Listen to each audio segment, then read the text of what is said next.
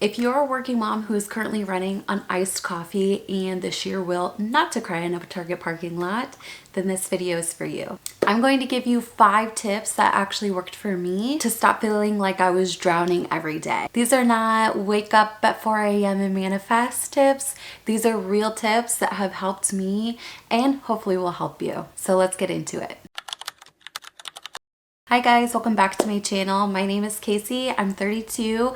I work full-time. I am married and I have a 2-year-old daughter. A few months ago, I hit a wall where I felt like I was drowning. I felt like I was failing at work and I was failing at home life and I was struggling. So I started to make some changes and I'm going to share with you those 5 things that I did that have really helped me a lot. All right, so tip number 1, and I know that this sounds nearly impossible, but you have to take 15 to 30 minutes for yourself, whether that's in the morning or it's in the evening or it's in the middle of the day. Finding 15 to 30 minutes to just be by yourself, do something that you enjoy is going to be so helpful. For me, I take that alone time right before bed. So I typically will read a book. I'm a Kindle girly. So I will take my Kindle, I will lay in bed and I'll just read for about 15 to 30 minutes. Sometimes if I'm not in the reading mood, then I'll just scroll on my phone and scroll on social media, or maybe I'll decide to take a bath that night. It's just right before bed, right before my evening ends.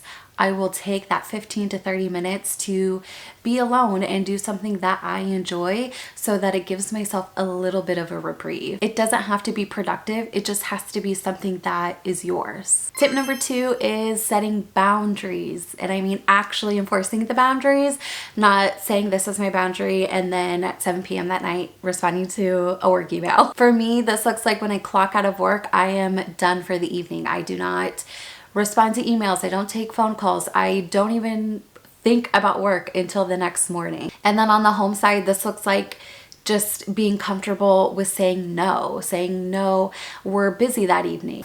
No, I don't have the time to take on that hosting gig, whatever it might be. Here's the thing that nobody tells you. Boundaries feel awkward because nobody is used to setting them. And as time goes on, it does get easier. This is still something that I am struggling with, but it's something that I have to be cognizant about every day and protecting those boundaries. Tip number 3 is delegating tasks at home. If you have a partner in life, they are fully capable of taking on tasks at home too. You don't have to be the only one holding the household together. I used to think that everything was my responsibility, but that just isn't the case. And I had to let that go. Connor has his own tasks that he takes care of. He does his own laundry, he takes care of the trash, and he cooks dinner every night, which thank God, because I'm a terrible cook. And he also takes care of Tallulah in the mornings when I have to work in the office. So while it may not look like 50-50 on a day-to-day basis, just having some of those tasks handled, and I know that those will be taken care of, means that it's a weight lifted off of my shoulders and I don't have to put brain power to it. And if you have older kids, they certainly can help. We like to teach Tallulah how to pick up her own toys and putting away any drinks that she has back into the fridge.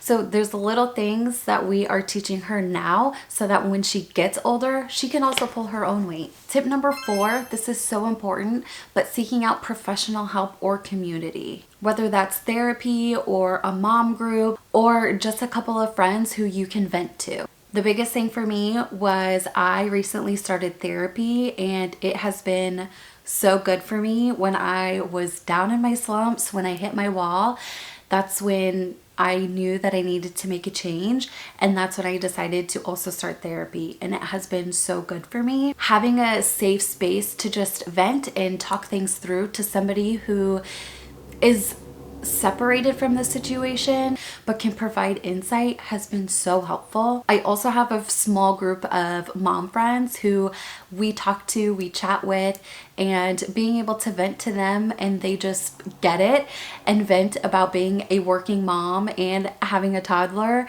and just complaining to them and just having a sounding board is so helpful and so nice to not feeling alone. And it makes it so much more manageable. You're not meant to do this whole mom thing alone. So find your people, find your community, whether that's professional help or a really good group of friends. Tip number 5, the final tip, is to outsource as many errands and tasks as you can. This one might feel a little bit indulgent, but I promise taking as many tasks off of yourself will help you so much.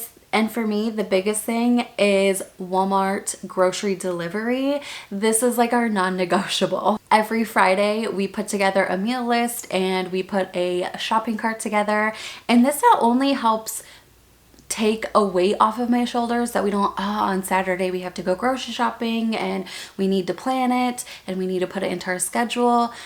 So not only does it take that part away, but it also helps with budgeting, because having it in the cart, you can be, do we actually need that? No, maybe not. Oh, do we need all the snacks? No, we're trying to be better this week.